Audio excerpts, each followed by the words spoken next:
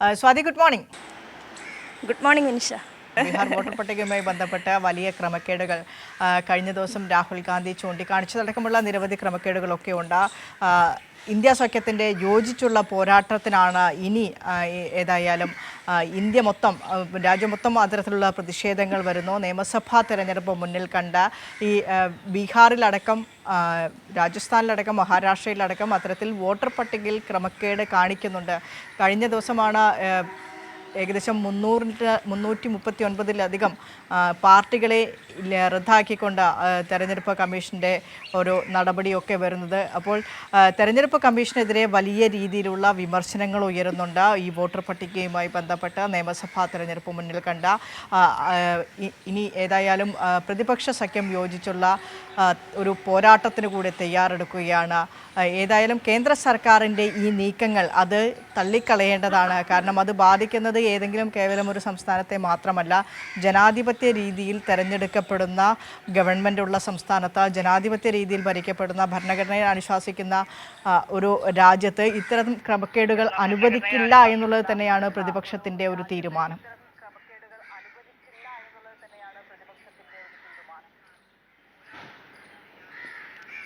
തീർച്ചയായും കുറേ കാലങ്ങളായി തെരഞ്ഞെടുപ്പ് കമ്മീഷന്റെ ഭാഗത്തു നിന്ന് ഉണ്ടാകുന്ന വീഴ്ചകൾ, പ്രത്യേകിച്ചും ഈ ബീഹാർ വോട്ടർ പട്ടിക ബീഹാർ തെരഞ്ഞെടുപ്പിന് മുമ്പാകെ തന്നെ SIR പ്രക്രിയയിലൂടെ നടത്തി വരുമ്പോൾ വലിയ തരത്തിലുള്ള അട്ടിമറികൾ, നിരവധി വോട്ടർമാരെ ഈ വോട്ടർ ലിസ്റ്റിൽ നിന്നും പുറത്താക്കുന്ന സാഹചര്യമുണ്ട്. ഈ ആദ്യത്തെ കരട് പട്ടിക പുറത്ത് ഇറക്കിയപ്പോൾ ഏകദേശം 65 ലക്ഷത്തോളം വോട്ടർമാരാണ് പുറത്തായിട്ടുള്ളത്. അപ്പോൾ ഇത്തരത്തിൽ നിരവധിയായിട്ടുള്ള ക്രമക്കേടുകൾ ചൂണ്ടിക്കാണിച്ചുകൊണ്ട് നിരവധി തവണ സുപ്രീം കോടതിയിലടക്കം വിവിധ രാഷ്ട്രീയ പാർട്ടികൾ സത്യവാങ്മൂലം അതോടൊപ്പം തന്നെയും ഈ ഹർജികളൊക്കെയും സമർപ്പിച്ചിട്ടുണ്ട്.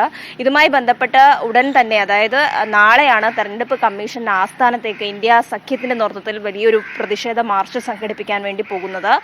കഴിഞ്ഞ ദിവസം രാഹുൽ ഗാന്ധി അടക്കം നിരവധി വോട്ടർ പട്ടികയുമായി ബന്ധപ്പെട്ട നിരവധി വെളിപ്പെടുത്തലുകളടക്കം നടത്തിയിട്ടുണ്ട്. തെളിവുകളടക്കം ഉയർത്തിക്കാണിച്ചുകൊണ്ടാണ് അത്തരത്തിലൊരു പ്രസ്താവന രാഹുൽ ഗാന്ധി നടത്തിയിട്ടുള്ളത്. അതിന് പിന്നാലെ ഇന്ത്യ സഖ്യം ഒറ്റക്കെട്ടായി ഈ വിഷയത്തിൽ തെരഞ്ഞെടുപ്പ് കമ്മീഷന്റെ വിവിധ വീഴ്ചകൾ ചൂണ്ടിക്കാണിച്ചുകൊണ്ടുള്ളൊരു പ്രതിഷേധ മാർച്ച് നാളെ എന്തായാലും തെരഞ്ഞെടുപ്പ് കമ്മീഷന്റെ ആസ്ഥാനത്തേക്ക് സംഘടിപ്പിക്കാൻ വേണ്ടി തീരുമാനിച്ചിട്ടുണ്ട്.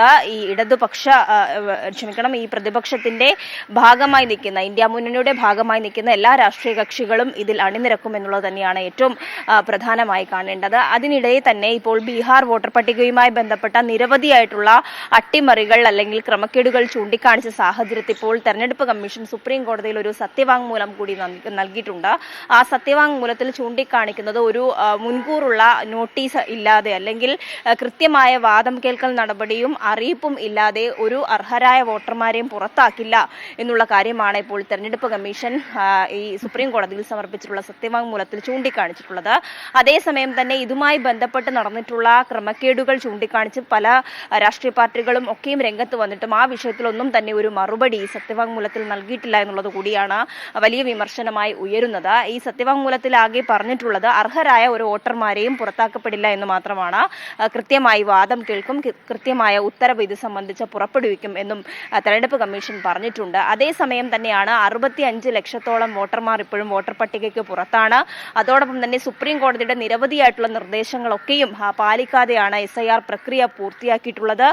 കൃത്യമായ മാർഗനിർദ്ദേശങ്ങൾ പോലും ഇത് സംബന്ധിച്ചോ തെരഞ്ഞെടുപ്പ് കമ്മീഷന് നൽകാൻ കഴിയാത്ത സാഹചര്യത്തിൽ കൂടിയാണ് ഈ സത്യവാങ്മൂലം ഇപ്പോൾ സുപ്രീം കോടതിയിൽ സമർപ്പിച്ചിട്ടുള്ളത്. എന്തായാലും നിരവധിയായിട്ടുള്ള ആരോപണങ്ങൾ തെരഞ്ഞെടുപ്പ് കമ്മീഷനെതിരെ വരുന്നു. ഇതെല്ലാം തന്നെയും വിരൽ ചൂണ്ടുന്നത് കേന്ദ്ര സർക്കാരിലേക്ക് കൂടിയാണ്. കേന്ദ്ര സർക്കാരിന്റെ പാവയായി തെരഞ്ഞെടുപ്പ് കമ്മീഷൻ മാറുന്നു.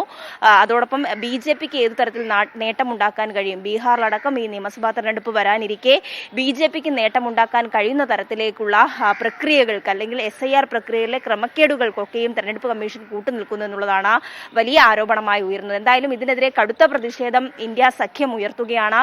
നാളെ തെരഞ്ഞെടുപ്പ് കമ്മീഷന്റെ ആസ്ഥാനത്തേക്ക് ഒരു പ്രതിഷേധ റാലിയാണ് ഇന്ത്യ സഖ്യം നടത്താനിരിക്കുന്നത്. വിനിഷ.